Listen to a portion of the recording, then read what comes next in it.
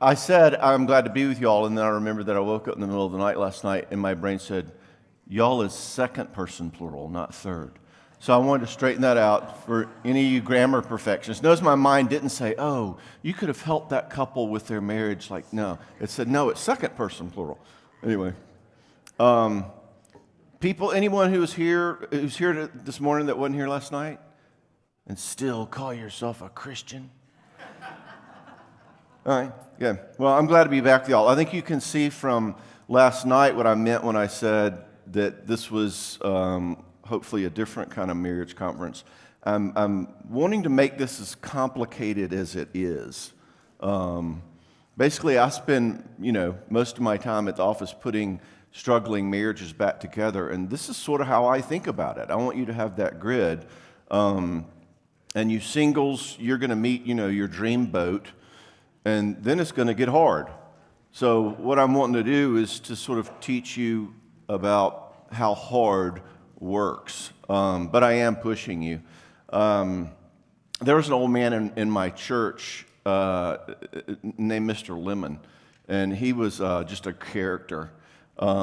We had a men's prayer breakfast one morning in which this marriage specialist came, and he spoke for 60 minutes solid in this very sort of complicated technical way about marriage and the dynamics and subdynamics of the marital dyad and the interactive projective identifications between spouses. And we were just like this for an hour. And then he finally closed in prayer, and that little silent moment between, when you say amen and between before people push back in their chairs, Mr. Lemon, the old elder, says, I'm just glad I got married, for it got so complicated. So I'm sure you may be feeling something like that this weekend. Another Mr. Lemon story, just because I gotta. When I was a teenager, Mr. Lemon was already older than Methuselah. But I was walking through the hall one day at the church one Sunday morning, and he goes, John? I said, hey, Mr. Lemon. He goes, you been reading your Bible? And I said, I'm a teenager, right? I'm like, oh, yeah, Mr. Lemon, been reading my Bible. He goes, you're reading it every day? I'm like, oh, yes, sir. Yes, sir. He goes, well, it's funny because we've had it in the Lost and Found here for about 6 months, and I wondered if you were missing it. Okay, I'll get right over there, Mr. Lemon. All right.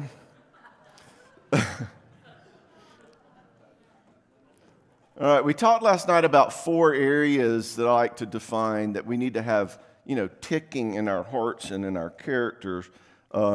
Actually 5. Intimacy, the whole issue of closeness, let you in, keep you in. Identity, the issue of separateness and autonomy and freedom. Can I say no? Can I hear your no? Imperfection, can I make sense of and keep my poise in the midst of loss or disappointment, or do I act like a crazy person? Impulse control, can I have a feeling and instead of acting on it, can I think about it and decide what I need to do? And mostly, do I have a humble, open, repentant heart that can say, I know I'm 50% of this gumbo. I want to learn too, all right? And our point last night was that, we struggle in our relationships not because our spouse or our boyfriend is a jerk or a sinner or he married the wrong person or whatever. It's because we're all lacking these character abilities that are part of what it means to be in God's image. And there are things that we absolutely have to do, have to have in order to make relationship work. And actually to make all of life work. Think about it. How's your job going to do if you can't risk failing? Or how's your obedience going to do if you can't, observe your emotional drive and look at it and think about it and control your impulses, all right? So we're going to look at 2 of these this morning. We're going to look at the issue of intimacy and attachment. Can I let you in? Can I keep you in right now? And we're going to look at the dynamics of conflict and fighting in our second session. Because as we said, if I am me and you are you in a relationship, you're going to have conflict. And those 2 things, intimacy and mutuality, can I be close to you and us be intimate, but can we both matter?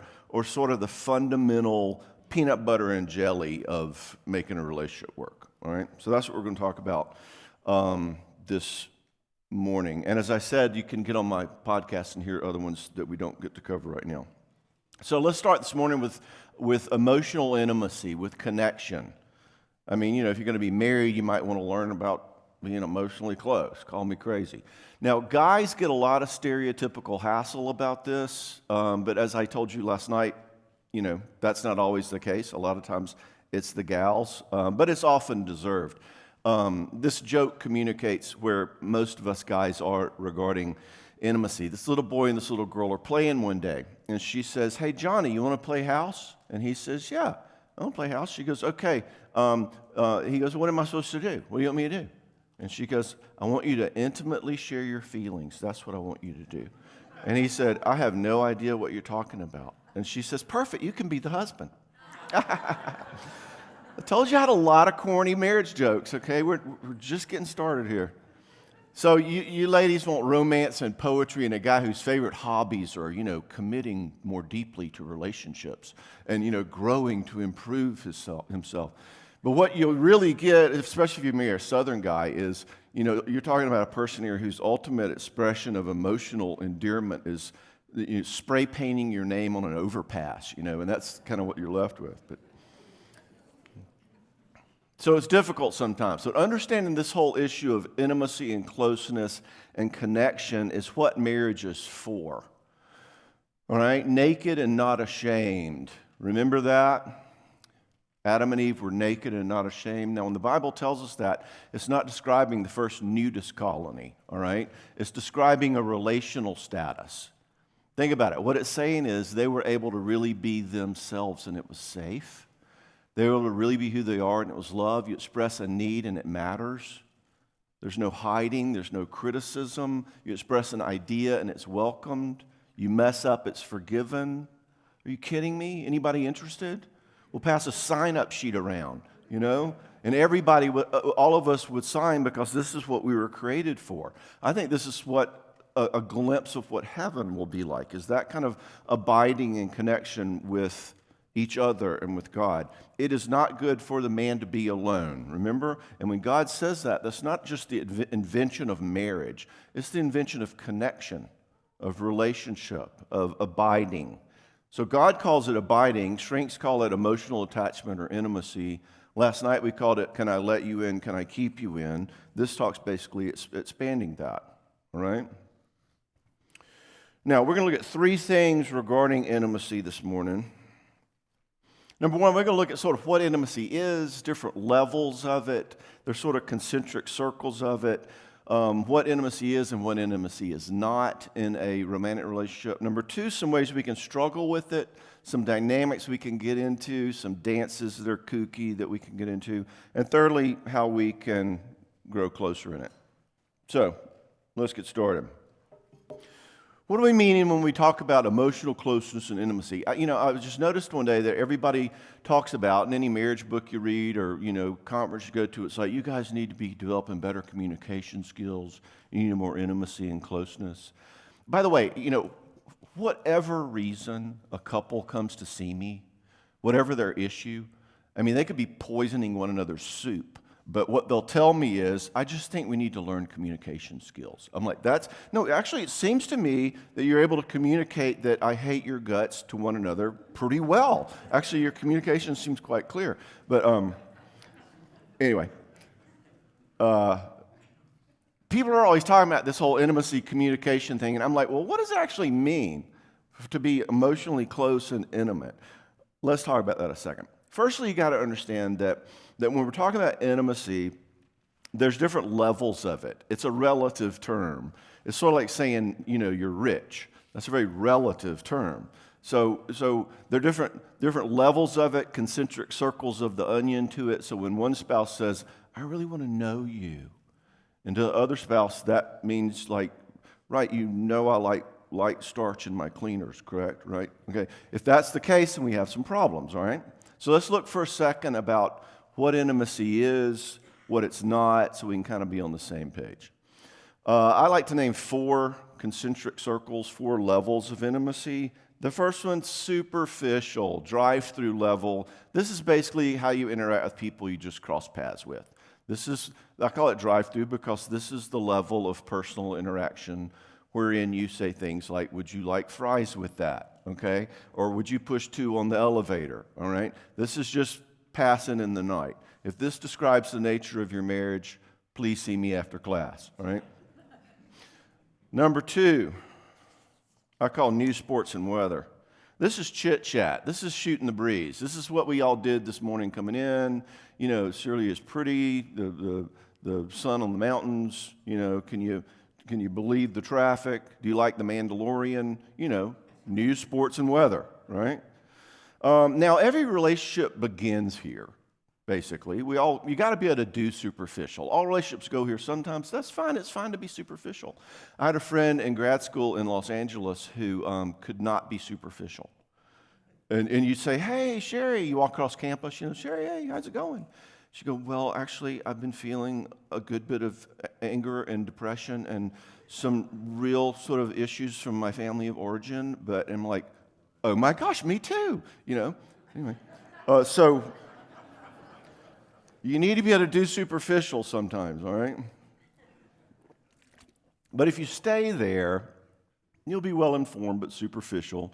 Some marriages settle into this, you know, and all their marriage communication is sort of, you know, what happened with the kids today, and have you heard about the latest scandal, and, you know, how was work? And they live in that kind of roommate phenomenon. This is kind of where the roommate phenomenon develops because they've kind of given up, all right? Let's not give up. Number 3 level, TCB. Got any Elvis fans here? TCB means taking care of business, right? Elvis's kind of entourage, the Memphis Mafia, they're like TCB, Elvis, taking care of business. This should actually be TCB, B, taking care of business, baby. All right? So this is the level at which we live practically. We take care of business. This is what I'm doing right now. All right? We're actually talking about subjects. We're thinking opinions and problem solving and taking care of business. We say things like, you know, I think Mexican is what I want for lunch. Or I think we need to stay within our budget. Or I think we ought to get the used car. In other words, let me give you my opinion or help you solve that problem. This is Martha in the Bible working. This is what John did to get us started. This is where we spend probably most of our practical time at TCB. And this is legit, you know? I mean, you got to be able to do TCB to make life work.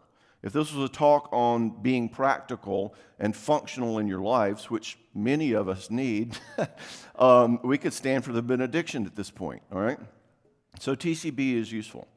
But if TCB is all you can do, if it's as far down as you can go, is solving a problem, fixing things, giving an opinion, thinking out of your left brain. Granted, this is more intimate than anything we've done so far. This is your opinions, your solutions. We're getting to you now. But you may be able to make life work like a sewing machine, but if this is as deep as you can go emotionally, it's actually going to be sadder than that scene where they lock up Dumbo's mother, all right? Because there'll be this real sense in which people won't ever really know you. This isn't about your deepest heart, and marriages need intimacy, all right? In other words, think about it. Adam had meaningful work to do in the garden, but no relationship, and what'd God say? Not good, all right? We need to get some human contact in there. So, on to level 4, which God calls abiding, so I will too. Abiding connected intimacy. This is Jedi level, boys and girls, okay? This is where you are finally strong enough, kind of courageous and grounded enough inside to kind of give up needing to be, you know, Steve McQueen or Gwyneth Paltrow or whatever, you know, people who've got it all together, and finally be the person you are with the person you love, all right? This is let you in from last night.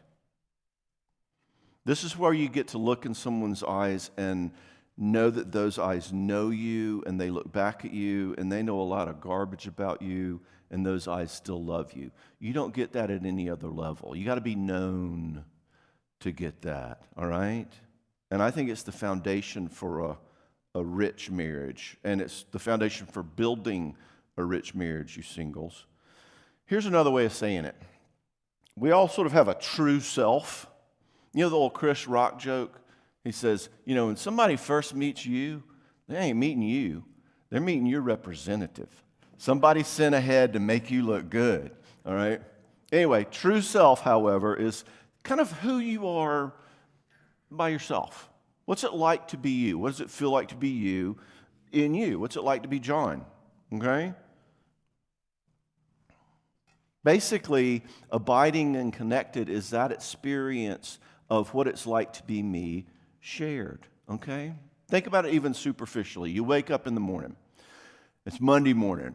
What do you think? Oh, it's just Monday. That report's not due till Thursday. Oh, but have a good lunch meeting. That'll be fun. You hear the you you're talking about? That's you, right? Your subjective experience, okay? Everybody shake hands with you, all right? So, TCBers, this is why your spouse wants to talk to you about your day, okay? It's not because they're secretly writing the life of John L. Cox. It's because your subjective experience of your day and what it's like to be you is a lot of what intimacy is, okay? It's not like they're wanting to go over every meeting that you're ready to forget. They want to know what it was like to be you today, okay? Now, that's an easy one. That's kind of superficial. Let me give you another example. I'm going to tell you the same story, but I'm going to tell it TCB version, and then I'm going to tell it abiding version. All right, my dad flew jets in the 50s, like old T-33s and all that. It was the best time of his life. And so he flew the rest of his life and taught me to fly. I've been flying since I was a little kid. And one day, a few years ago, he's 86 now, so he was about 84. It was 2015. Okay, so he was, young 80s. We found this guy in Santa Fe, New Mexico, who had a T-33 jet that was perfectly restored. And I'm like, Dad, we got to check this out because, you're going to fly your jet one more time before you die. And you know what? I'm going to fly your jet. The guy, the instructor, would sit in the front seat, and then he'd let us fly, okay? So it worked out. So we went to Santa Fe, New Mexico, took my mother, and it's like I got to watch my dad fly this jet, and I got to fly it. Cool, right? All right, that's the TCB version. You got the info? You understand what happened? Here's what it meant. My dad went first, and my mom and I stood on the tarmac and watched him climb into that plane. I got 100 pictures of that young boy in that plane, and we watched him climb in it and hear the engine start to spool up and smell that kerosene. And we watched him taxi down the end of the runway. And in this little airport, we got to stand pretty close to the runway. And you of course, couldn't hear the engine spool up, but you could see the ripple of the air behind him, and we knew he was coming. And I stood there with my mom as that jet rumbled toward us. And, before he got to us, he rotated, and it's like, off he goes, and you could see him in his jet, like he was in the 50s. And my mom just started crying. So did I. That was actually a level 6, but, you get what I mean. All right. I went a little beyond 4. All right, you feel the difference, though? Okay? When your spouse is saying, I don't feel connected to you, you're like, well, I told you the story of the jet. We flew the jet.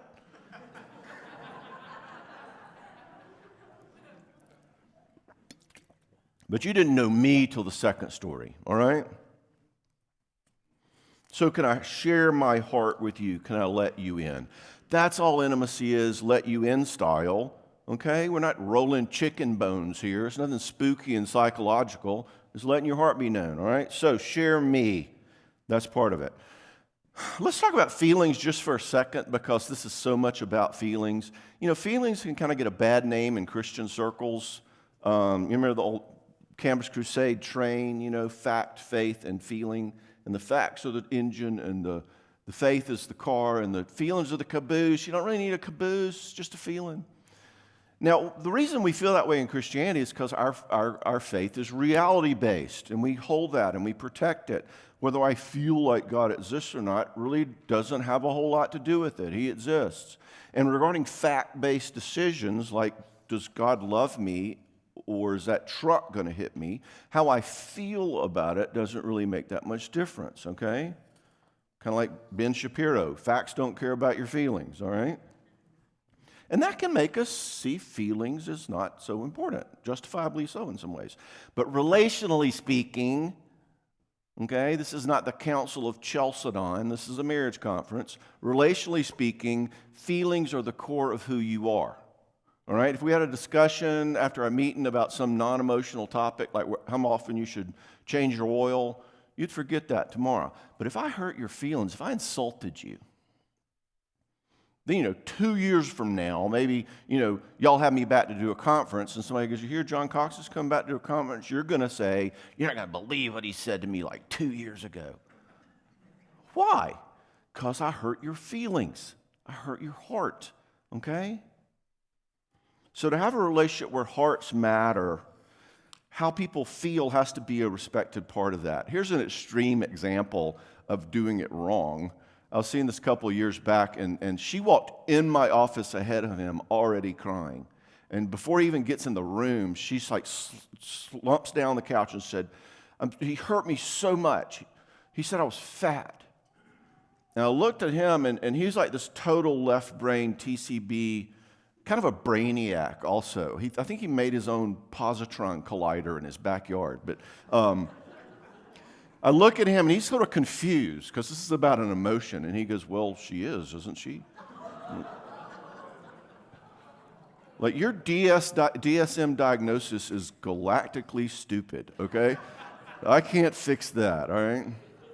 And he was totally not connected to what it felt like to be a person, right? Okay? How people hurt, what people need, how people feel. I have a couple now who has a very TCB husband, and his wife lost her job, and I wrote this down. His response was, well, I don't see it as a bad choice because the boss retired, but I want to know her plans because I need to make adequate preparation.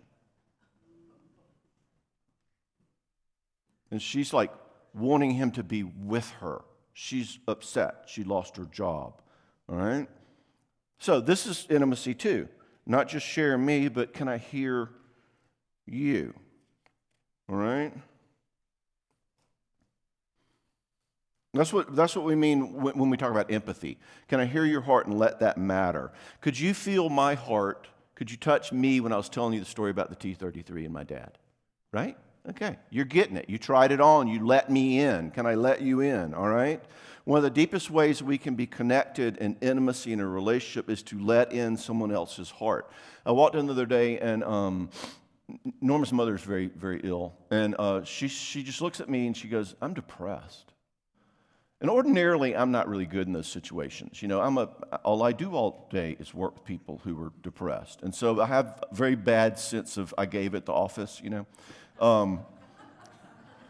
But on this day, for some reason, I had it in me and didn't respond like a gizmo. And she says, I'm depressed. And I said, of course you are. I mean, your mom is so sick and it hurts you so much. Things at school are crazy. Of course you're depressed. And she starts crying. Now, guys, pop quiz. Is that a good thing or a bad thing? It's a trick question. It is a trick question. Answer is, it's a good thing. Why does she start crying? Because I touched her heart, right? That's intimacy right there, okay? That's empathy. Greatest psychologists called it love your neighbor as yourself, all right? Okay, so abiding in intimacy, can I bring who I am to a relationship? Can I hear who you are in a relationship? All right? Not long division. Now, people often get a little squirrely when we get to this kind of level of interaction because we're talking about real connection and intimacy. We're talking about real closeness. They're like, no, I'm actually good with some communication skills and a date night assignment. It's all, thanks, Doc. Anyway, why do we get uncomfortable here? Why do we get uncomfortable sharing our hearts at that vulnerable level? I mean, we're created for it, right? I mean, why aren't we just like, swinging into intimacy? Here's my heart.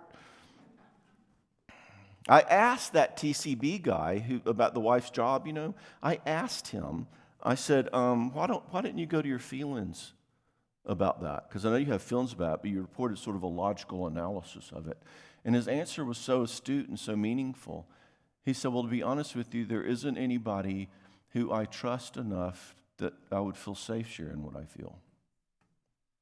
I'm like, bingo. Thank you.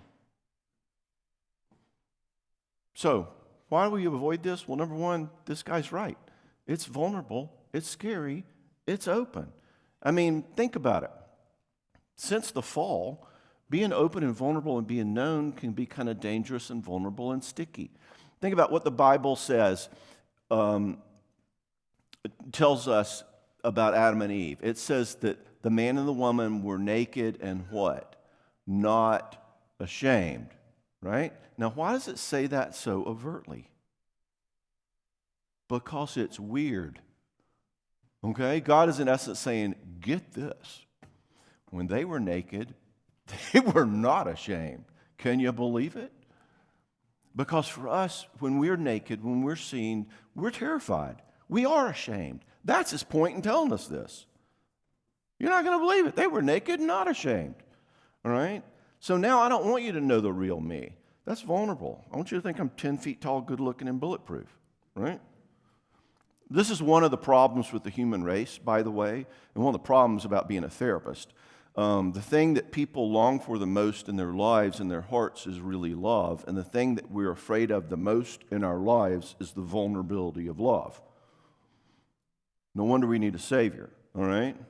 This is a huge reason that marriage is hard, because we all fear exposure and shame, and marriage takes the most vulnerable and sometimes the ugliest parts of us and throws them out in the open, and your spouse knows you and sees you there, and I'm not sure whether I want her to, frankly.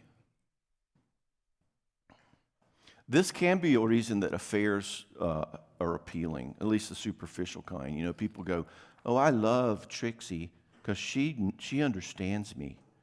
And I'm like, no, actually your wife understands you. She knows you're a jerk. Really, actually, you love Trixie because she doesn't understand you. She thinks you're amazing, you know.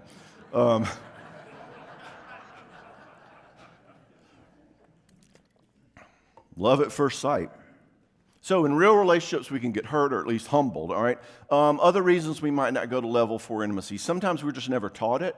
You know, we grow up in families in which no one is interested in anything below the surface. So we just learn to kind of keep it to yourself, you know. We just never develop that ability. You know, mom's feelings kind of dominate the house, or dad's drinking makes everybody hide. So we never learn this strange little category, right? My wife and I saw this family at a restaurant once, and all 4 of them came in, sat down at the restaurant, and all 4 pulled out books, and immediately all started reading their books. And they ordered food, and they got their books. And they ate their food, switched hands with the books, ate their food, never looked up from their books. And like, we were spellbound. We were like ordering more desserts. Like, I just want to see what happens. They never said a word to each other. And I'm thinking, like, I wonder what little Billy's life is. He's an adult man now. This was a long time ago. I wonder what his life is like, his marriage. You know, his wife goes, Billy, where are you, darling? It's like, I'm on page 64. What? You know, I mean, sometimes we just never learn this, all right? Third reason I think it's difficult is, and this is a whole nother talk, but I think it's interesting. Hearing you, sharing your heart, hearing someone else's heart isn't always sweet. Okay? In other words, we think of intimacy, y'all need more intimacy. We think of sort of holding hands across a two-top, right? You know, we're together. But real intimacy can be hard.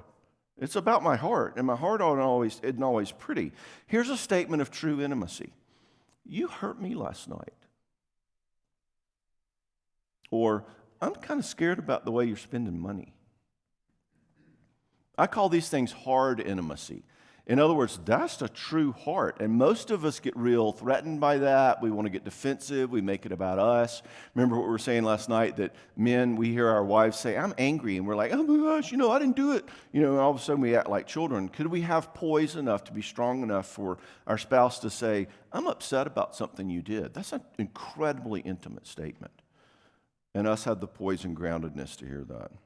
Anyway, so a lot of reasons it can be hard, but it's core to us and we're created for it. So, TCB Elvis or Priscilla, I don't know, whichever one you are. What she means when she says she wants you to hear her feelings, or what your emotionally oriented husband's saying when he wants you to hear his feelings when he complains about work, is that for level 4 people, what we feel is the deepest part of who we are. And if we care about relating to our spouse in a loving way, and we want to develop a marriage that has more richness, we need to learn to see the validity of that world. God calls it our heart, all right? Now, granted, feelings aren't always going to make sense, okay? Norma woke me up in the middle of the night once. I'm like asleep, and she's like slugging me, like, wake up. I'm like, what? She said, I just had this dream, and we were driving through the desert, and you just drove off and left me there. I'm like, what? I said, well, just go back to sleep, I'll come pick you up. I mean, I don't know what to say. What do you say to that?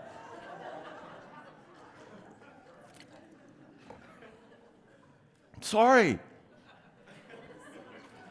So feelings don't always make sense, but they're the deepest part of who we are. And TCBers, we're not knocking TCBers. This is just a talk on intimacy. You guys get life done. So I've seen this couple, and we're trying to teach him to quit. He's like, anytime she expresses an emotion or a problem, he goes into fix-it mode, you know. And we've been trying to teach him to hear her feelings, you know. So he comes down to leave for work one morning, and he, you know, grabs a granola bar and is heading out. She goes, wait, my car has a flat. And he goes, I understand that creates many feelings for you, and I care, you know. He did fix the tire, but he had fun. I think this kind of abiding intimacy is the number one grounding for sexuality, by the way. In my office, 99% of the people who have dissatisfying sex lives, the problem lies here in the intimacy, sometimes the identity aspect of their relationship, not the sexual part, okay? I've never really understood sex therapy. To me, that's kind of like saying I'm a fever doctor, okay? What your sexual life looks like is going to be a, quote, symptom, a manifestation of what your relational life looks like, all right? One of the ways I look at sex is to think of it, it's like a language. Sex is a language that God created, a language of intimacy and of belonging, all right? It's a way of communicating a level of connection that words don't cut it, all right? There's a sense in which you can think, you know, when God invented man and woman and love, he kind of had a problem. He sort of painted himself into a corner. Because you can't communicate that level, the level of love he wanted us to have. You cannot communicate that level of oneness and connection in English or Hebrew or whatever. You know, words aren't enough. So he created sex to have one of its primary functions is this language of communication that says, you are my one and my only and our belonging and our connection, and I communicate that to you with my words and with my skin and with my heart and with my eyes. It's a language, okay? That's one of the reasons that sex outside of marriage isn't just destructive. It doesn't make sense. It's using the machine the wrong way.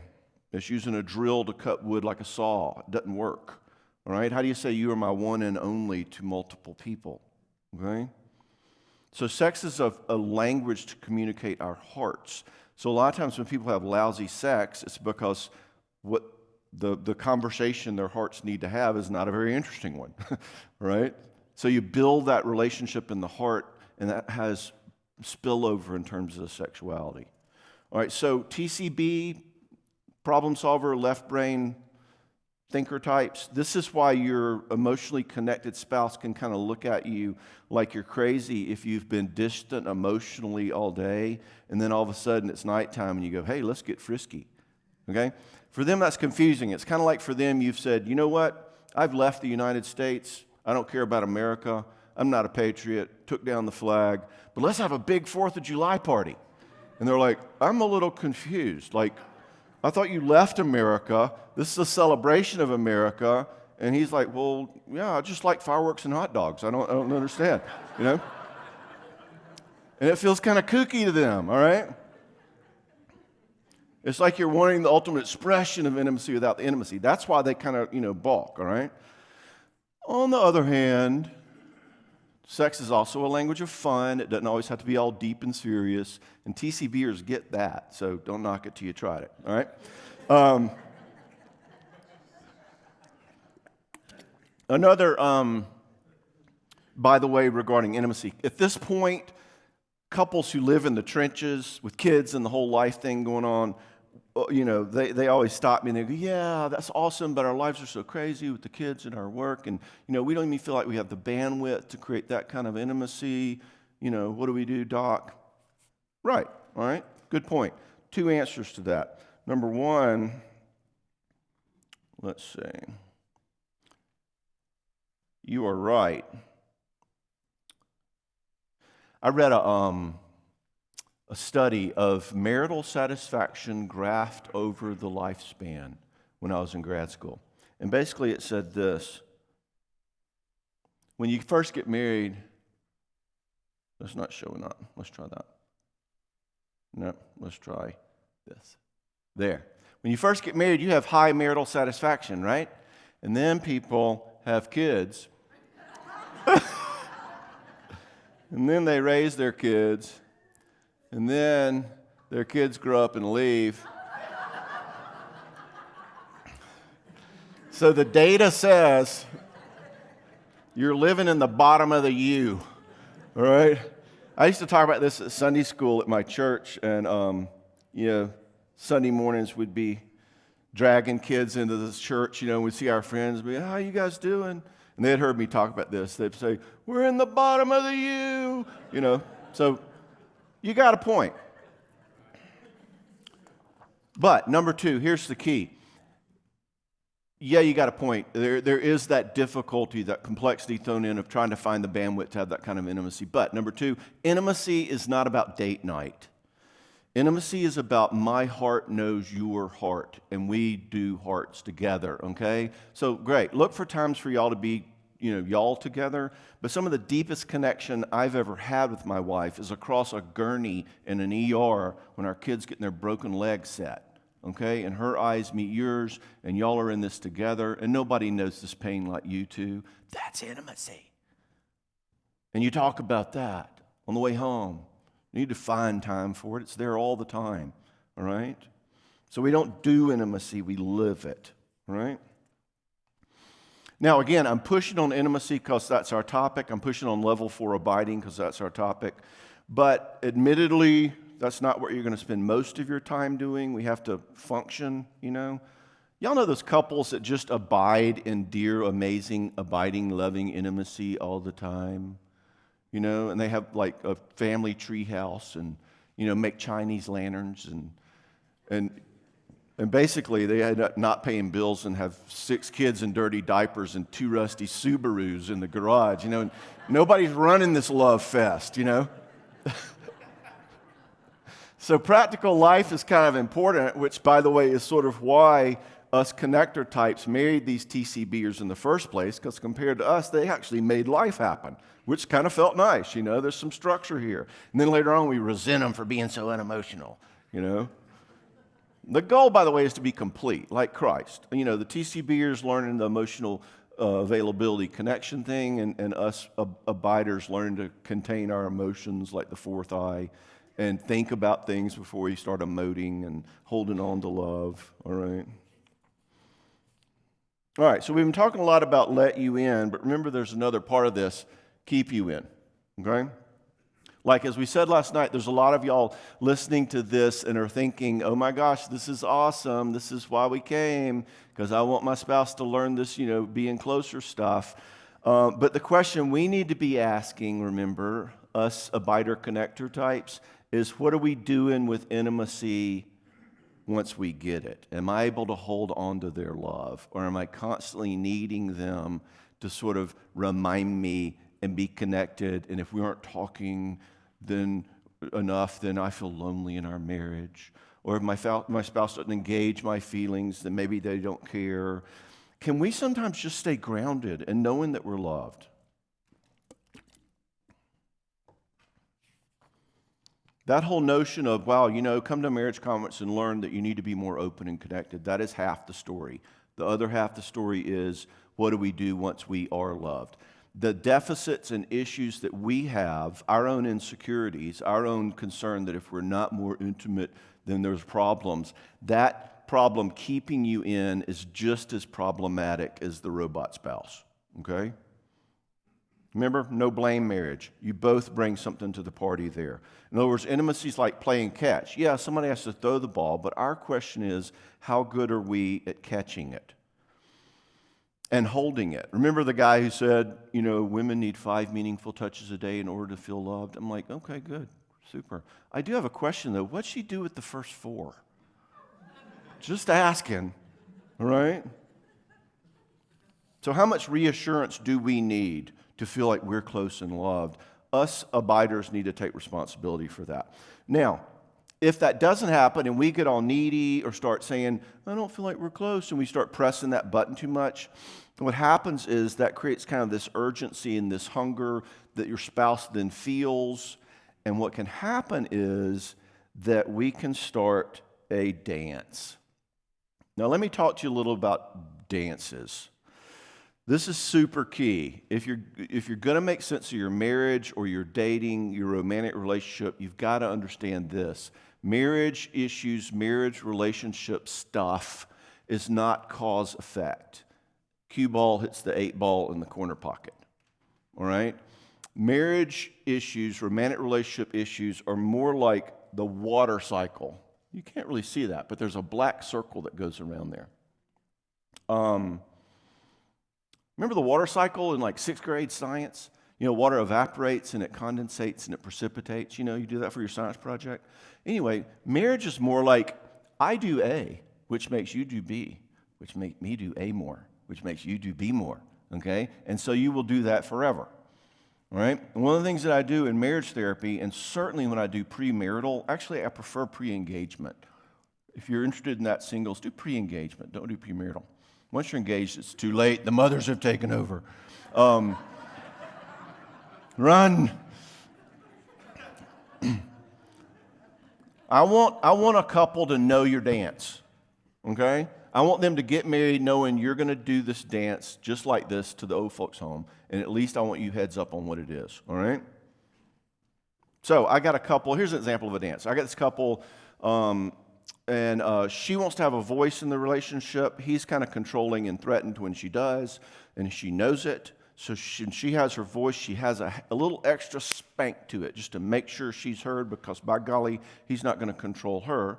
Well, he then hears that and feels threatened, like she's basically just saying what he thinks doesn't matter, which makes him feel anxious and angry and a little more controlling. And she goes, aha, see how controlling he is? So she adds a little extra spank next time she says it. Well, now she's really little Miss Feisty, Hussy Palomino over here. And he's like, oh, no, you don't, sister. And so you can see the cycle, how they keep doing that, all right? That's a great example of a dance. So let's talk about some dances with intimacy, all right? Kind of like dances with wolves, but without the Indians, okay? Tatunka. Okay, anyway, a lot of times you'll have a real abider marry a real TCBer. Like I say, these aren't absolute, they're a continuum, but you kind of tend toward one to the other. Now, abider comes to the relationship with all these feelings. I'm sad about that. I'm angry about that. I wish we had that. In other words, all these level 4 emotions. Now, what does TCB Elvis do with that? She says, well, why don't you take up jogging? Or give me the phone. I'll tell her where she can put her carpool. In other words, who cares how you feel about it? Let's solve this problem, right? Now, by the way, why do they do that? Because they don't care, because you don't matter, because they're jerks. No, they do that. That's what level 3 is about. They're level 3 people, okay? It's not personal. If you try to communicate something about emotional connection to somebody who's getting off at the problem-solving level, you miss each other. You're getting off at different floors. Again, no blame marriage. Nobody's the bad guy here. You're speaking different languages, all right? So the dance. A bider wants to feel intimate and connected. The The TCBer wants to sort of fix the problem and be done with it. Well, all that problem fixing and, flipping back onto Netflix is not okay with a biter, and they ain't very happy about it. So what do they start doing? And here goes the dance. They start demanding closeness or expressing strong disappointment or being critical to him for what a distant flatliner he is. Oh my gosh, instead of getting married, you should have stayed in the frat house. All you want is sex. Instead of marrying me, you should have married a robot. Being married to you is like being married to an android. All of which, of course, woos him to her. Okay? So, of course, problem solving Elvis, here's this like you just did. It's super critical. To the areas you're saying the worst thing you could say to a problem solver, they're failing. They're not doing good enough. I hear tons of TCB spouses in my office. I'm like, what do you want to see happen? And they'll say, I just want her to be happy. All right? They're experiencing the needfulness of this sad connector who's always wanting more connection as this, I'm always letting them down. They want to do better. They don't know better. Okay? They're missing some of these abilities we talked about last night. Okay? I want you to get that because we got to stop the dance, and I want to stop the blame. They're missing a piece here, and so are you in your ability to hold on to love. So, basically, you're telling them the worst thing they could possibly hear, that they're a failure. You're not happy with their performance, so what do? The thing that the biter wants least. They get the heck out of Dodge. They're out on the golf course somewhere. They're working late again, all right? So now Priscilla feels really abandoned. He's on $10 emotionally, and so she takes it up, and on we go to the old folks' home, all right? This is one of the most common dances you see with marriages, the approacher-avoider dance, okay? So, be thinking about your dances and learn your dances. We'll talk about this more next talk. All right, so what intimacy is, some levels of it, some problems with it, some dances about it. Let's think some about how we grow there. Let's start with TCBers, problem solvers, guys or ladies, whatever you are. Number one, learn to see the emotional world as valid. And as we said last night, be finding people in your life to teach you about it. Relational people who get it. We need those people. I hope you're getting that message here this morning. A lot of times guys feel like, that if they're going to be into being emotionally connected, it means they need to open up on the golf course. Guys, I just want y'all to know I got this emotional void within me. It's like, no, that's not what you have to do, okay? All intimacy means is having some relationships in which you're not alone, some context in which somebody knows that feeling part of you. There's a lot of talk in our cultures, or there has been, about how, women are into relating and men are into achieving and goal attainment, the Venus and Mars kind of stuff.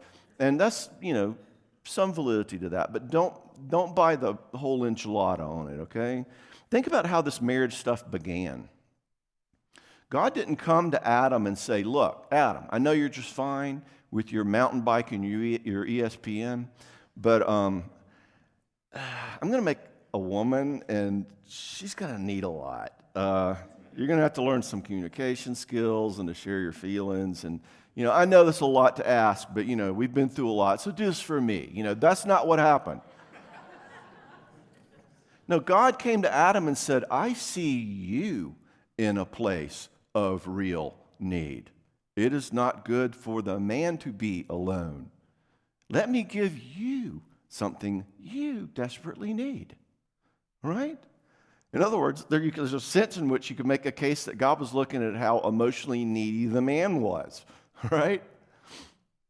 Now, to the degree that any of us, man, woman, or whatever, are not seeing the relational world as valid, we're in some way out of step with the rest of creation and how God created us to function, and you're going to see fruit of it somewhere in your lives.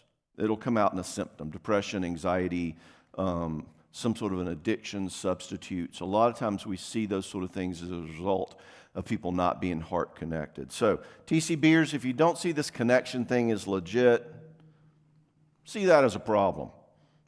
Everything else on this planet is longing. Paul says it's groaning. So if you're not, then, check your ticket stub, make sure you got off at the wrong planet, because the rest of us are dying here, all right? And we need people in our lives who pull out these parts of us. Again, if you want to grow there, you need people. Remember the example I said last night? I just made it up. Guy has a kid in the hospital, and his friend's like, dude, where's your heart there? Right? We need people in our lives who say, no, really, what was it like?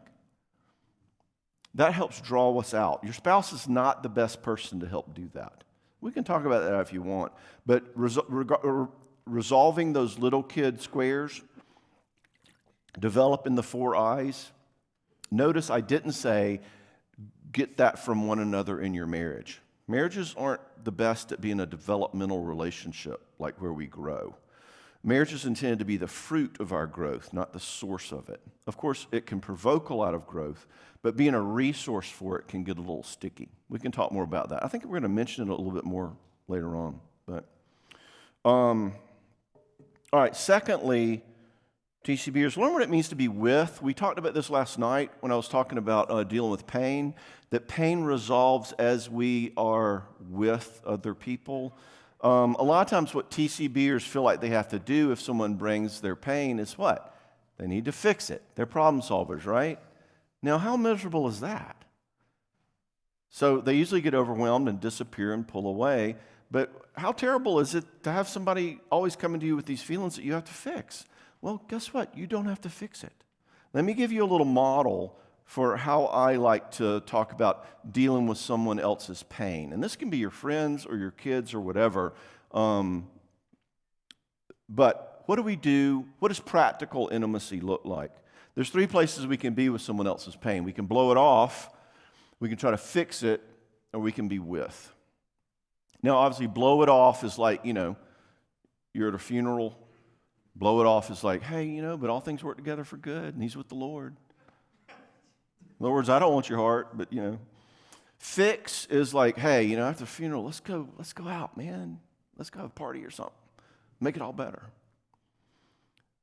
With, at that graveside, says this.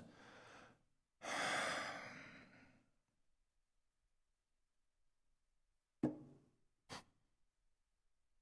don't even know what to say. We love you. We're going to walk this with y'all. You know why you don't know what to say at a funeral? Because there's nothing to say at a funeral. You be with, okay?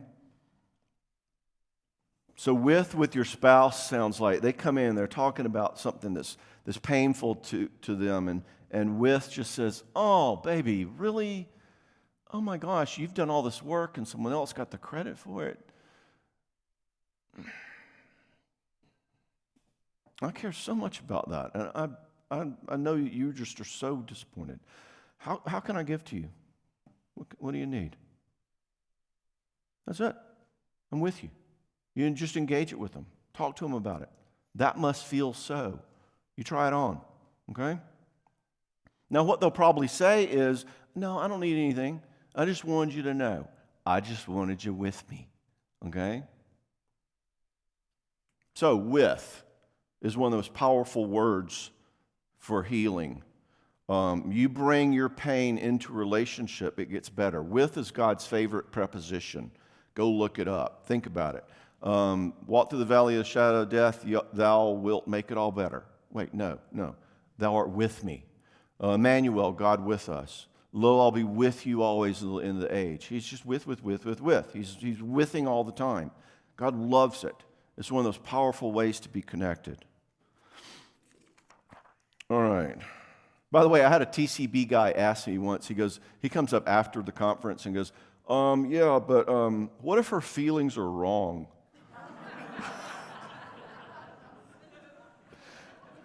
Like, she's all upset all the time. She says nobody in the church likes her, and I know that's not true. I mean, shouldn't I, set her straight?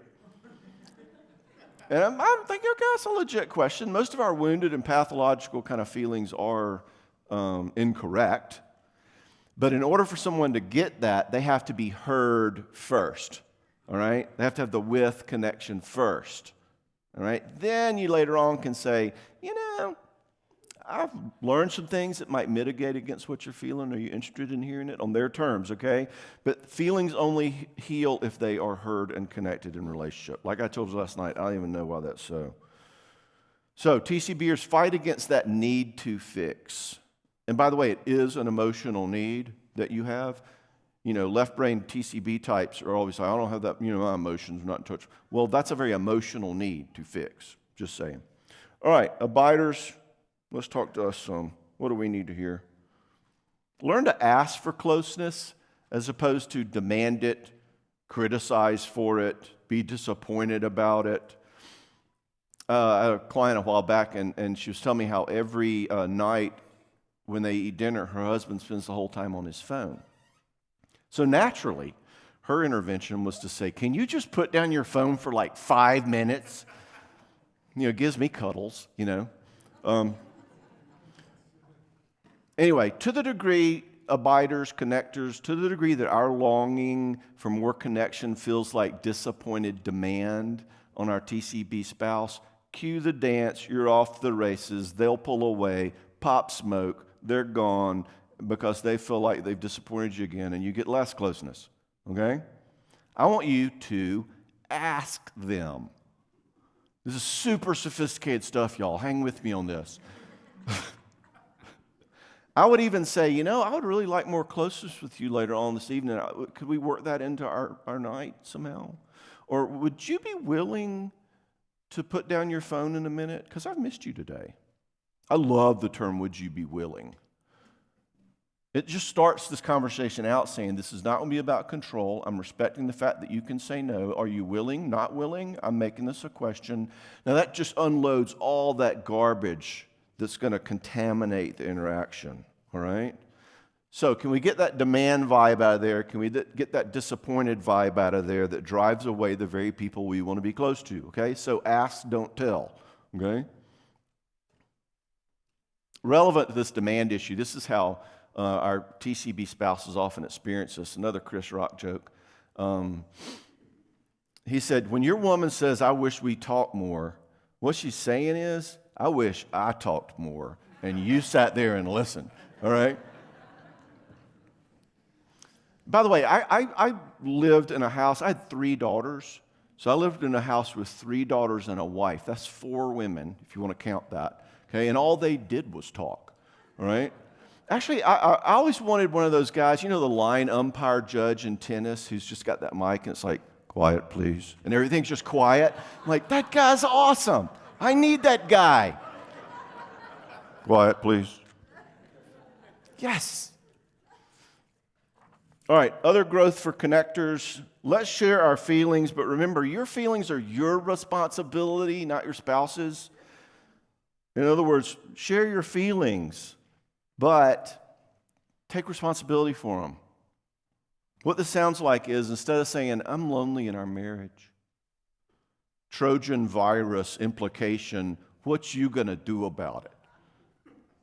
You need to change, all right? Responsibility says, I'm lonely, and I'm really not sure what that's about, but I wanted you to know, and I wanted you to be with me.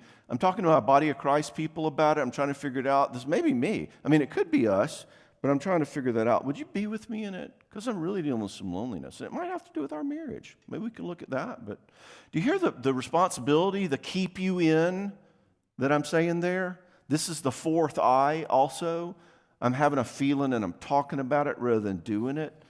I'm choosing what to do instead of reacting. This is going to feel so good to your problem solver spouse who otherwise is going to feel like you're dumping another problem on their doorstep for them to fix. And so they're going to get defensive or they're going to pull away and you're off to the dances again. Okay? So your feelings are your responsibility. Secret of the universe. The goal of intimacy is to be known, not for your spouse to change so you feel better. Okay? We abiders need to remember that. You may be lonely for 100 reasons, none of which may have anything to do with your spouse. Another way of saying this is the 4th I. Sharing your feelings is different from doing your feelings, okay? I start sobbing because I'm worried about our marriage, or I'm freaking out in anxiety. Hey, I'm just sharing my feelings. No, you're not. You're doing your feelings, okay? That's going to push your spouse away. Saying, I'm so scared about your job, and I want to talk about that. It's very different from, oh my gosh, we're going to end up living in a trailer down by the river. Okay? Hey, I'm just sharing my feelings. No, you're not. You're carpet bombing Cambodia. I mean, you know. And that just sets your spouse off and cue the dance, okay? So take responsibility. Last thing to tell you, us abiders, have other resources in your life. And this is applicable to everybody, at every blind spot, every 4eye. But let's apply it to us connectors for a second. I know so many of y'all long for more closeness and more intimacy and connection in your marriage. And there's few things that hurt as much as feeling lonely in a marriage or wishing for connection that wasn't there. Or are you singles for longing for marriage and being afraid it won't happen, you know? I hope one of the things that I've made clear so far this conference is how important it is for both spouses to be growing toward greater intimacy, okay? We should be learning to feel closer. Singles, I want you to find someone, but there's more to the story than that. I know this is a cultural no-no, what I'm about to say, but I'm just going to jump out on the limb and start sawing, all right? Marriage was never intended to be the sole resource for meeting all of our life's needs for intimacy. Well, maybe some kind of intimacy. Marriage was never intended to be the sole resource to meet all of my heart's needs for intimacy. Yes, God created us to get some of the deepest sharing in our lives from our spouses, but think about it. The New Testament talks a whole lot more about intimacy and oneness and belonging in the body of Christ than it does between spouses.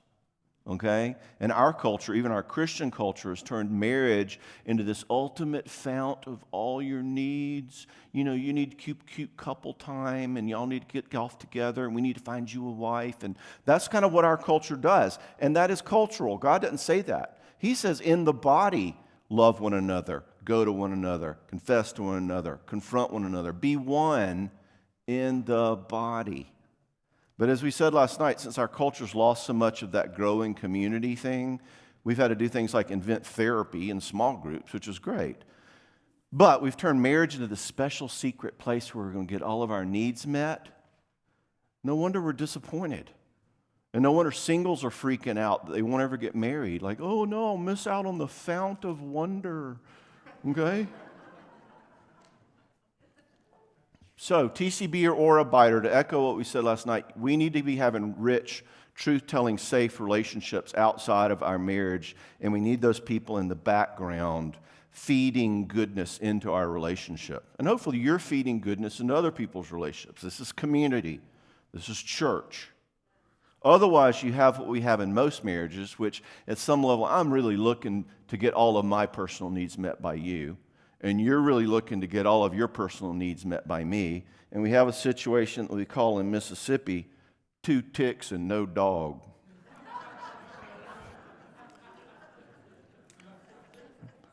So you want a better marriage, be developing those kind of relationships again, okay? And what happens, you abiders, we have these connections as God intended us. We get all filled up with goodies. We go home, our spouse walks in the door, and we're not filled with all that neediness and urgency, and presto, the dance doesn't happen, okay? All right, as Forrest Gump says, that's all I got to say about that. And we'll take a 15-minute break and come back. Thank y'all.